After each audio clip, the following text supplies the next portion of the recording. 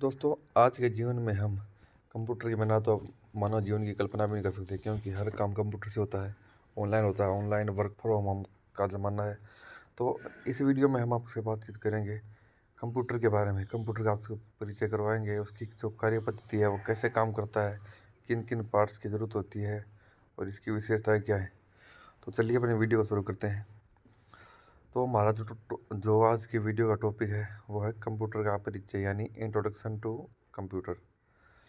दोस्तों, कंप्यूटर एक स्वचालित इलेक्ट्रॉनिक डिवाइस है जो अपने अंदर डाटा इनपुट करता है और सॉफ्टवेयर या प्रोग्राम के अनुसार किसी परिणाम के लिए डाटा को प्रोसेस, स्टोर तथा डिस्प्ले करता है, यानी दिखाता है। कंप्यूटर शब्द की उत्पत्ति है वो लैटिन भाषा के कंप्यूटर शब्द से हुई है, सामान्यतः जिसका अर्थ होता है गणना करना, यानी गिनती करना। इस इसलिए इसे गणक यंत्र भी कहा जाता है, हिंदी में कहा जाता है गणक यंत्र। अतः कंप्यूटर से तात्पर्य एक ऐसे यंत्र से है जिसका उपयोग गणना करने के लिए प्रक्रिया, यांत्रिकी, अनुसंधान, शोध आदि कार्यों में किया जाता है। कंप्यूटर हार्डवेयर और सॉफ्टवेयर का संयोजन है, यानी उनका मिश्रण है, हार्डवेयर और सॉफ्टवेयर का।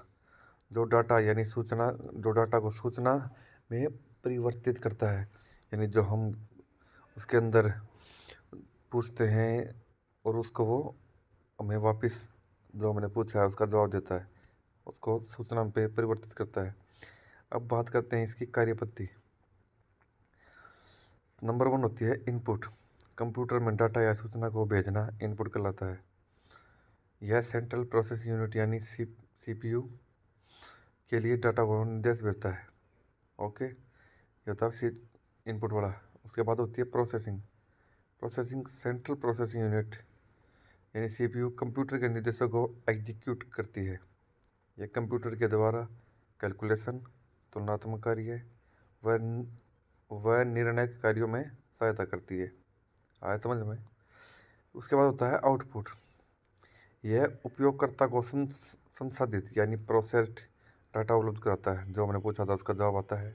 यह कंप्यूटर से प्राप्त होने वाले परिणामों को इनपुट निर्देशों के अनुसार यूजर के समक्ष प्रस्तुत करता है, यानी जो हमने उनसे गूगल के अंदर जब मान लो जो भी हमने पूछा कि इंडिया और ऑस्ट्रेलिया का पहला टेस्ट मैच कब है, ठीक है, ये इनपुट होगी जो हमने दी। उसके बाद वो निकाल के देगा कि 22 नवंबर को इंडिया और ऑस्ट्रेलिया का पहला टेस्ट मैच है गवाई ग्राउंड पर। तो इस तरह से जो हमको निकाल के देगा वो हो गया आउटपुट। ओके, फिर होती है स्टोरेज। यह डाटा और प्रोग्राम को स्थायी रूप से स्टोर करता है, यानी अंदर जो मेमोरी होती है, स्टोरेज होती है, और पूरे प्रोग्राम को, डाटा को स्टोर करके रखता है। इसका प्रयोग प्रोग्राम प्रोग्राम क्रियान्वयन यानी प्रोग्राम एग्जीक्यूशन के समय सूचनाएं स्टोर करने के लिए किया जाता है, और इसमें से कोई भी सूचना प्राप्त करना संभव होता है। हम कोई भी, जैसे हमने कोई भी चीज़ को सेव कर लिया, अगर बाद में खोलना चाहे तो तुरंत वो हमारे सामने आ जाती है, तो वो होती है स्टोरेज। अब आते हैं कंप्यूटर की विशेषता क्या क्या है, क्यों इसको इतना ये पूरी दुनिया के अंदर लोकप्रिय हो चुका है, कि क्या क्या विशेषताएं, किसी ने कुछ ना कुछ तो इसकी विशेषताएं होंगी, तभी तो ये इतना हमारे जीवन में इतना इसका महत्व हो चुका है। तो सबसे पहले है गति यानी स्पीड। कंप्यूटर 1 सेकंड में लाखों गणनाएं करता है, यानी एक ही सेकंड के अंदर बहुत सारी गणनाएं कर सकता है, गिनती कर सकता है। वर्तमान समय में कंप्यूटर नैनो सेकंड या पिको सेकंड में भी गणनाएं कर सकता है, यानी जो सेकंड से भी नीचे के भाग होते हैं, नैनो सेकंड, पिको सेकंड, उनमें भी गणनाएं कर सकता है। उसके बाद में है त्रुटि रहित कार्य है। कंप्यूटर कठिन से कठिन प्रश्न का बिना किसी त्रुटि यानी बिना किसी एरर के परिणाम प्रदर्शित करता है। गणना के दौरान अगर कोई भी त्रुटि बच जाती है तो वह प्रोग्राम एंड डाटा में मानवीय गलतियों के कारण होती हैं। यानी हमने उसमें लग दिया कि 2 और 2 3, ठीक है, 2 और 2, और वो दिखाएगा 4। अगर हमने 2 पर से लिखा तो वो 3 ही दिखाएगा, 4 नहीं दिखाएगा। अगर कोई भी उसके अंदर अगर मान लो गणना के अंदर कोई भी त्रुटि पाई जाती है तो वो हमारी गलती से होती है, लेकिन कंप्यूटर की गलती से नहीं होती है। तीसरा होता है स्टोरेज अक्षमता। कंप्यूटर अपनी मेमोरी में सूचनाओं का विशाल स्टोरेज संचित करता है। जैसे आपको पता है कि इसके अंदर हमारे जैसे फ़ोन में होता है, 16 GB, 64 GB, 128 GB। तो इसी तरह उसके अंदर हम कितने भी इतने तक का स्पेस है, जैसे 128 GB है तो उतने तक की मेमोरी उसके अंदर हम सेव कर सकते हैं। इसमें आंकड़ों प्रोग्राम के स्टोरेज की क्षमता हार्ड डिस्क की क्षमता पर निर्भर करती है। कंप्यूटर के अंदर तो आप सभी को पता है कि हार्ड डिस्क होती है, उसी के अंदर वो स्टोर रहती है। उसके बाद में बहुउद्देशीय है।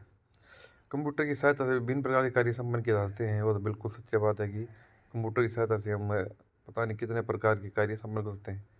आधुनिक कंप्यूटर में अलग अलग प्रकार के कार्य एक साथ करने की क्षमता है, यानी एक साथ कई विंडो ओपन हो जाती हैं। इधर एक में काम चलता रहेगा तब तक दूसरी को उसको उसको मिनिमाइज करके हम दूसरी को खोल कर काम कर सकते हैं, यानी एक समय पर हम कई ज़्यादा काम कर सकते हैं। तो दोस्तों ये थी अपनी वीडियो जिसके अंदर हमने आपको बताया, कंप्यूटर का इंट्रोडक्शन दिया,